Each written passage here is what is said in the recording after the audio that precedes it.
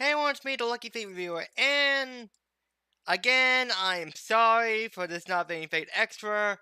I promise soon as this video goes out, I will go ahead and start recording the next episode again. Sorry, but I needed to do this real quick, and I felt like I couldn't focus on this had I just talked about it in Fate Extra. So, what I want to talk about, well, few weeks ago, I think 2 weeks ago at this point, the end of the first season of No Map from Nowhere ended. And in the overall perception of it, it's good. It's very good considering the quality of which Root Steve's other shows have been going in the past couple of months. Like, storytelling's good, everything's good, and I was watching a review of it, and it got me thinking. Why is it that RWBY and Red vs. Blue have this problem, and yet this new show doesn't? And then and then it suddenly clicked to me why these and also, it's also brought up in the review, which I will gladly leave you a link. The guy who did it was good. Eruption Fang, he does a good job. But let me saw the problem with RWBY and the problem with RvB. There is no definitive end to those shows. They have no definitive end to the shows as of right now. And that's a problem. That's an actual problem with shows like RvB and RWBY, which has a story, which has things going on. To not have a definitive end in sight? I mean, let's be honest with us. With Red vs. Blue, if you want to say that Red vs. Blue truly ended basically ended with the Freelancer project with season 10, I'd be fine with it. Because that's a good close storybook ending.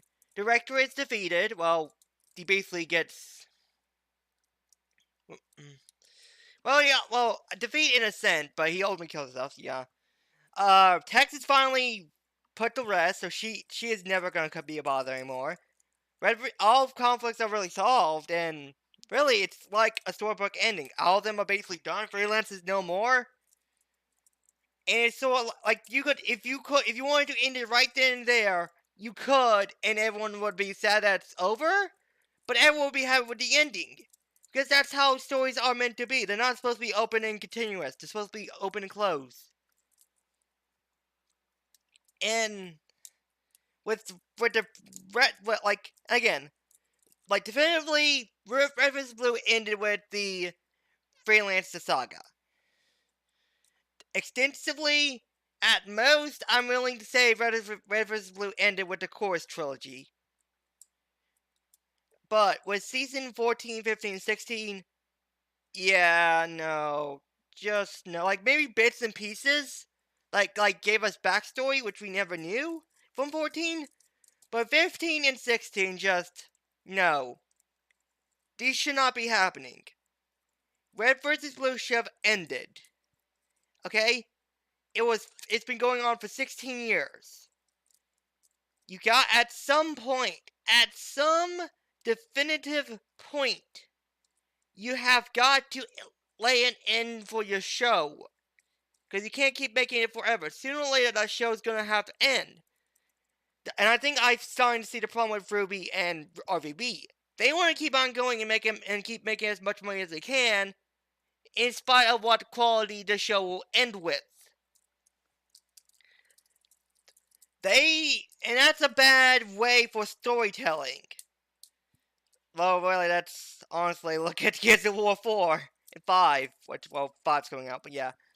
Like, they could have ended with Mark and Phoenix saving the world. Nope.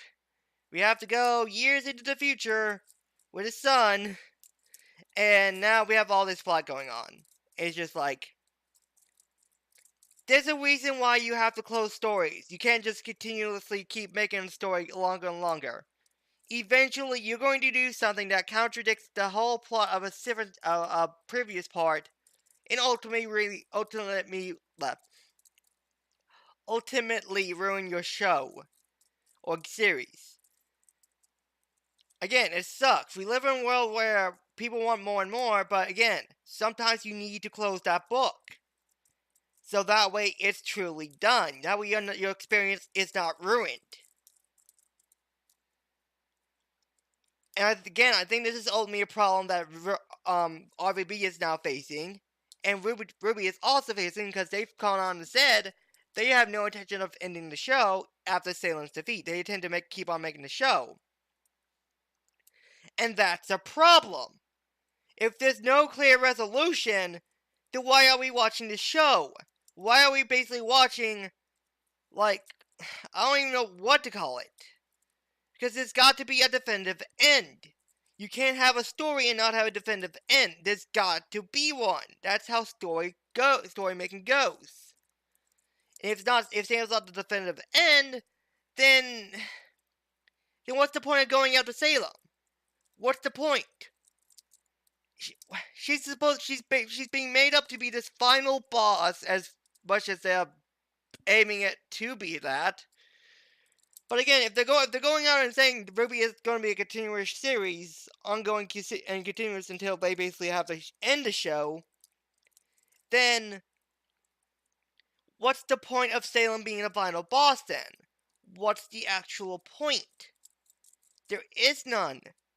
Because defeating Salem does not mean the end, it means just one less person to deal with. And that's sort of a problem. You can't just have this open and an ongoing series and not have it end. That's because eventually the show's gonna get stale and people's going to start just look at it with a negative connotation, or a negative perspective, and it's just nobody's gonna bother watching the show or looking back at the old bits of the show. Because again, why would I go back and relive the old moments only when I know how it all ends? That's why bittersweet horrible story endings are really detrimental to a story. Because while sure the story could be good, but if you have a poor payoff, you have a poor ending, not a lot of people are going to want to come back. Because like, well, I know the ending's poor, so why do I want to bother coming back and reading it? If I know the ending is, if the payoff is very poor, then why would I want to go through that experience once again?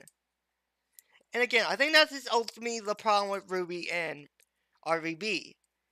RvB, like, RWBY hasn't got that point yet with RvB, but RvB has. RvB has and gone past its definitive end. An extended ending. Like, I'm willing to count Chorus as an extension to the main story. I'm okay with that. But definitively, it ended with Freelancer. Freelancer was the entire reason why they were there. With Freelancer being shut down completely, that's the end of it. They're now free to do whatever. And it's just, Course was just a happenstance that happened, and they're just there fighting together, and like they're on Earth now. They're back on Earth for season 15 and 16. They're back on Earth. They don't have to do this anymore. They can literally go off and do whatever. They don't have to stay together anymore. But they do before the fact that it's literally the show forces them to. But yeah, I just need to make this video because it's like, this is the true problem with these shows. Having no definitive end is bad for any story. Because at some point, you're going to have to write that definitive end. If the payoff is horrible, then nobody's going to want to bother with it. Because it's just literally a horrible payoff. And the fact that you extend it to this long is just, why? Why would you, like, I don't know. But the point is, that's probably my best idea of why RWBY has basically been degrading in volume.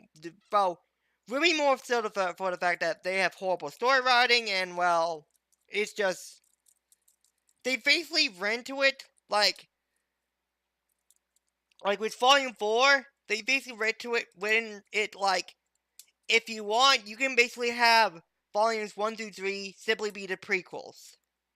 be what happened before Volume 4, because it's clear that they've basically taken the characters and the context and the materials of the world, but not the story. So, that's a thing. Anyways, that's about it. Again, once this video goes up, I'll go ahead and stop recording Fate Extra. I won't keep you guys waiting on that anymore. But yeah, thank you guys for watching. Hope you enjoy, and I'll see you guys next time. Goodbye.